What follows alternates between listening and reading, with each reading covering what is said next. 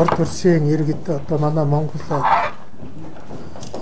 иргэд жуулчилж аялж явсан иргэдийг одоо албадаж нэлээд зохисгүйгээр хуульж ирчиж харьцсан ийм хөдөөлөг үйл явдал болсон байна лээ. Тэгээд би энэ та бүхнээс хүлцэл өчье уучлгууя гэж ингэж та бүхэнд урьж дуудаж байгаамаа. Энэ бол үнэхээр одоо ичмээр их зохисгүй энэ их хөдөөлөг үйл явдал болсон. Манай Монгол улсын үндсэн хууль би зүгээр та бүхэн зориуд харуулъя гэсэн. Манай үндсэн хууль бол ийм 2 дугаар бүлэг нь хүний эрх хэрэгчлөө гэсэн ийм заалттай. Өөрөөр хэлбэл энд бол иргэний эрх хэрэгчлөө гээгүй бүр зориуд хүний эрх хэрэгчлөө гэсэн ийм заалттай. Тэгэхээр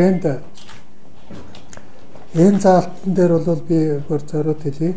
Монгол улсад хуулиасаар орсон суугаа хүн бүр хууль шүүхийн өмнө тэгшэрх эрх тэгс байна. Дээр нь хүний өмч сугсаа хэл арсны өнг нас хүйс нийгмийн гарал байдал хөрөнгөчний эрхэлсэн ажил албан тушаал шашин шүтлэг үзэл бодол боловсрлоор нь ялгарлан гадуурхаж үл болно. Хүн бүр эрх зүйн этгээд байна гэж ингэж зориуд одоо эрх зүйн этгээдтэй гэдэг нь юу гэсэн үг вэ гэхээр зэрэг Монгол улсын нутаг дэвсгэр дээр явж байгаа хүн бүр манай хуулийн хамгаалтанд, манай төрийн хамгаалтанд байна гэдгийг бид ингэж үндсэн хуулинд тунх гэсэн юм аа. Гэтэл одоо энэ зарим нэг одоо ухар мөчөд иргэдээс болоод ийм зохисгүй үйл явдал болсон. За энэ бол нөгөө талаас